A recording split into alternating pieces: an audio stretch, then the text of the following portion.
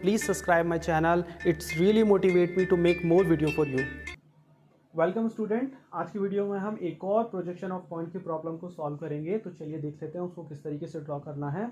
तो ये जो हमारा ब्रैकेट है ये हमने ऑलरेडी पिछली वीडियो में ड्रॉ किया था। इसके अलावा अगर आपको सीखना है कि किस तरीके से ये हमारा ब्रैकेट ड्रॉ करना है जिसके अंदर हमने प्रॉब्लम सॉल्व की है और किस तरीके से ऑटोकैड की इनिशियल सेटिंग्स होती है, क्योंकि बिना इनिशियल सेटिंग्स के आप इसको ड्रॉ नहीं कर सकते।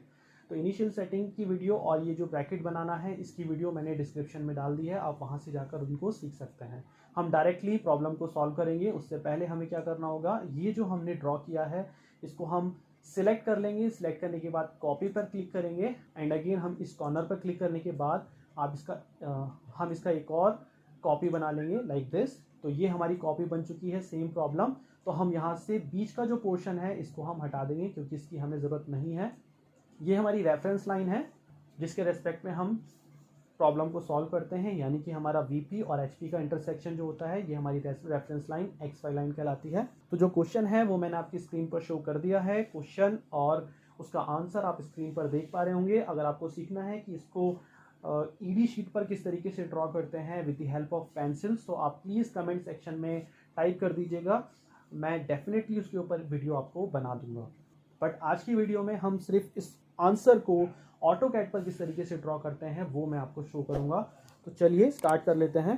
तो जो क्वेश्चन है, क्वेश्चन में हमें दो पॉइंट दिए हुए हैं, एक तो हमारा पी है और एक हमारा क्यू है। तो हमें क्वेश्चन में एक तो पी के फ्रंट व्यू और टॉप व्यू ड्रॉ करने हैं और क्यू के फ्रंट व्यू और टॉप व्यू ड्रॉ करने हैं। क्वेश्चन में बोल दिया गया है कि इन दोनों की जो प्रोजेक्टर लाइन है उनके बीच में 50 mm की डिस्टेंस है। और ड्रॉ करने के बाद हमसे पूछा गया है कि पी से क्यू के फ्रंट व्यू की क्या डिस्टेंस होगी और क्यू से पी के टॉप व्यू की क्या डिस्टेंस होगी। तो चलिए हम स्टार्ट कर लेते हैं। हमें एक लाइन ड्रॉ करनी है, तो वापस से मैं यहाँ पर प्रोजेक्शन लाइन पर क्लिक करता हूँ, देन अगेन लाइन पर क्लिक करूँगा। यहाँ पर क्लिक करने के बाद नीचे की डायरेक्शन में मैं 30 mm टाइप करूँगा और एंटर कर दूंगा। तो ये हमारा एक लाइन ड्रॉ हो जाएगी नीचे की डायरेक्शन में। चलिए इसकी नेमिंग कर लेते हैं कि ये क्या चीज़ है। ऑब्जेक्ट लाइन पर क्लिक करने के बाद यहाँ पर अगर मैं टाइप करूँगा पी डैश, क्योंकि जैसे कि आंसर में आपने देखा कि यहाँ पर हमारा पी डैश था और नीचे की डायरेक्शन में यहाँ पर हमारा पी था।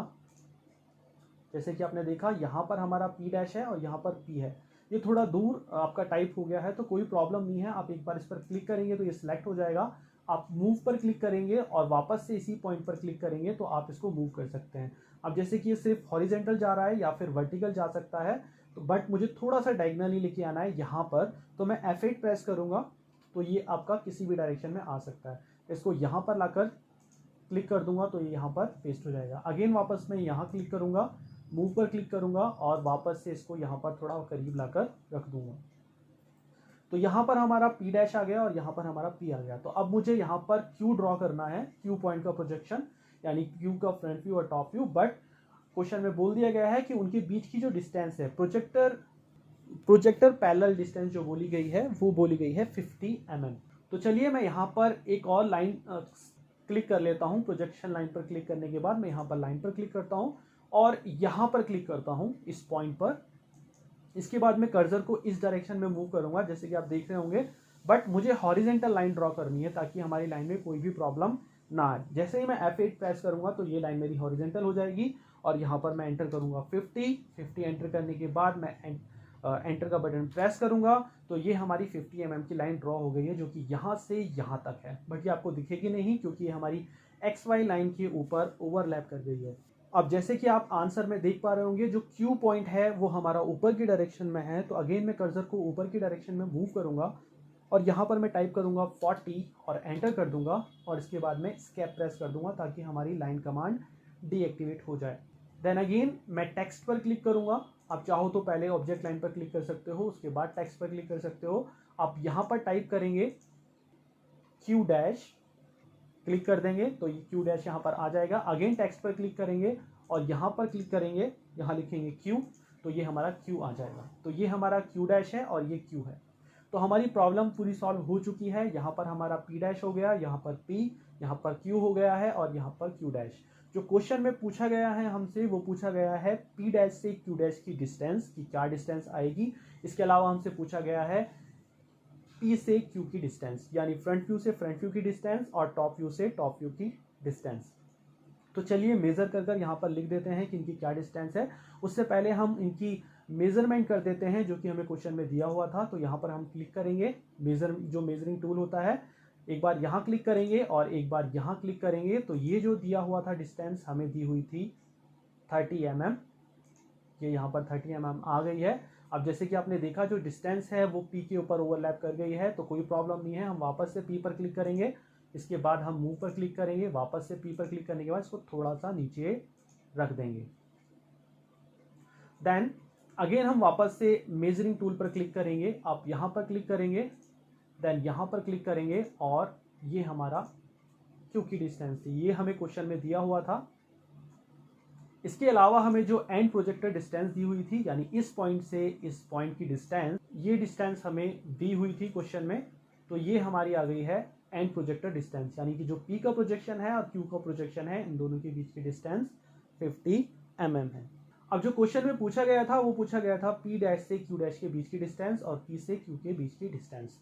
तो उसको मेजर करने के लिए हमारा जो ये लीनियर टूल मेजरिंग जो हमारा लीनियर मेजरमेंट का जो टूल है उससे वो मेजर नहीं हो पाएगा। इसके लिए हमें यूज करना होगा अलाइन। क्यों? क्योंकि ये जो डायरेक्शन है, ये जो मेजरमेंट है वो इंक्लाइन है, ये लीनियर मेजरमेंट नहीं है। ये वाला जो टूल है ये हमारा लीनियर मेजरमेंट के लिए होता है। अलाइन के लिए आपको क्या करना होगा, इस टूल की जस्ट साइड में एक छोटी सी एरो है, आपको इस पर क्लिक करना है। क्लिक करने के बाद यहाँ पर लिखा आ जाएगा अलाइन, आप इस पर क्लिक करेंगे। क्लिक करने के बाद आप एक बार यहाँ क्लिक करेंगे और उसके बाद आप यहाँ क्लिक करेंगे, तो ये आपकी डिस्टेंस मेजर कर बता देगा। इसके बाद आप वापस से अलाइन टूल पर क्लिक करेंगे, इसके बाद यहाँ क्लिक करेंगे और अगेन आप इस पॉइंट पर क्लिक करेंगे जो कि ये वाला पॉइंट है। ये वाला जो पॉइंट है आप ये भी डिस्टेंस मेजर कर यहाँ पर लिख देंगे। अब याद रखिएगा कि ये जो आंसर है इसका 64.03 is the right answer and 58.31 is the right answer. But ये जो छोटी सी एरर है, जैसे कि यहाँ पर छोटा सा एरर आ रहा है और यहाँ पर भी हमारी छोटी सी एरर आ रही है, ये इसलिए है क्योंकि जब भी आप मेजरिंग टूल का यूज करते हैं तो आपकी थोड़ी बहुत प्रॉब्लम आ जाती है मेजरमेंट करने में। बट ये आंसर भी आपका बिल्कुल सही है। आप चाहते हैं कि ये बिल्कुल सही आए तो ये भी मैं आपको एक बार करके दिखा देता हूं, क्योंकि हमने बहुत सारी यहाँ पर मेजरमेंट की हुई है। जैसे कि इस लाइन का मेजरमेंट यहाँ पर इस पॉइंट पर 3 मेजरमेंट मेजर हो चुकी हैं, एक बार 50 के लिए, एक बार 30 के लिए और एक बार 64 के लिए, जिसकी वजह से जो हमारा स्नैपिंग टूल है वो स्नैप करने में, यानी कि इसको सेंस करने में प्रॉब्लम क्रिएट करता है और जो मेजरमेंट है वो थोड़ी बहुत गलत आ जाती है। चलिए मैं इसको भी आपको सिखा देता हूँ कि ये मेजरमेंट सही है या नहीं। चलिए मैं इसको वापस से एक बार और कॉपी कर लेता हूँ, इस पूरी प्रॉब्लम को यहाँ से यहाँ तक। अगेन मैं इसको कॉपी करूँगा, कॉपी करने के बाद मैं इसको यहाँ पर मूव कर देता हूँ आपको सिखाने के लिए, ताकि आपको पता चल जाए कि ये जो मेजरमेंट है वो बिल्कुल सही है। चलिए मैं इसको सबको डिलीट कर देता हूँ, जो भी ये मैंने मेज़र किया है यहाँ से यहाँ तक, ये सब मैं डिलीट कर देता हूँ। एक्चुअल आंसर को मैं डिलीट नहीं करूँगा, जो कि हमारा एक्चुअल आंसर हमें ड्रॉ करना था, ये मैं सब डिलीट कर देता हूँ। और यहाँ पर भी एक मैंने लाइन ड्रॉ की थी जो आपको नहीं दिखेगी क्योंकि वो ओवरलैप कर गई थी, तो इसको भी मैं डिलीट कर देता हूँ। अब हमारे पास सिर्फ यहाँ पर फाइनल आंसर है। अगेन मैं अलाइन पर क्लिक करूँगा, एक बार मैं यहाँ पर क्लिक करूँगा इस एंड पॉइंट पर और एक बार मैं यहाँ पर क्लिक करूँगा इस एंड पॉइंट पर, और आप देखेंगे आंसर मेरा आया है 58.31, जो कि यहाँ पर हमारा 58.42 था, जबकि हमने फाइनल आंसर में कोई भी चेंज नहीं किए हैं। बट ये बिल्कुल आंसर सही आया है जैसे कि हमारा आंसर में दिया हुआ था, जो कि हमने स्क्रीनशॉट आपको शेयर किया था, बिल्कुल उतना ही आया है।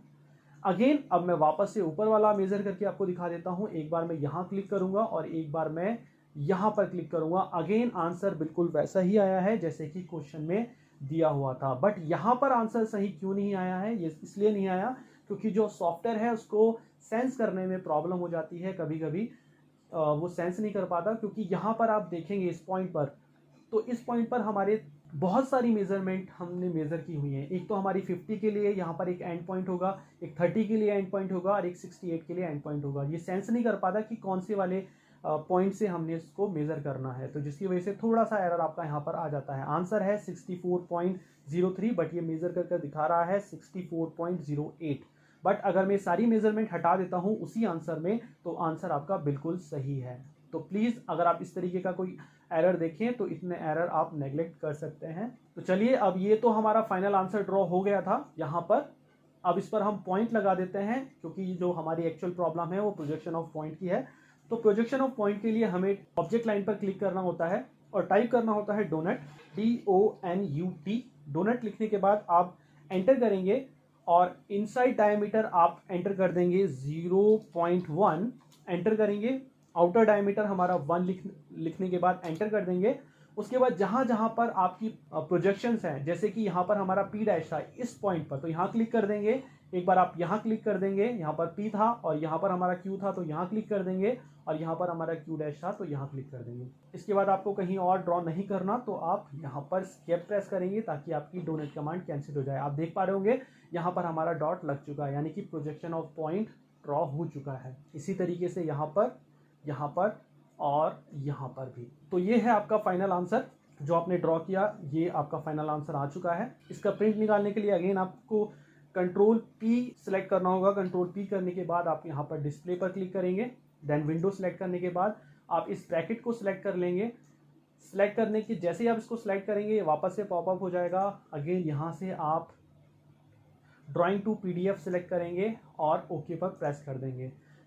आप यहाँ पर लोकेशन देने के बाद उस PDF फाइल को कहीं भी सेव कर सकते हैं और सेव करने के बाद आप उसको प्रिंट कर सकते हैं। आप चाहें तो जो क्वेश्चन में बोला गया है लिखने के लिए आप उसको यहाँ पर टाइप भी कर सकते हैं। जैसे कि उसने क्वेश्चन में बोला था कि find the distance between their front view, तो फ्रंट व्यू हमारा P डैश से Q डैश यानी P dash Q dash is equal to, आप यहाँ पर टाइप करके लिख सकते हैं 64.03।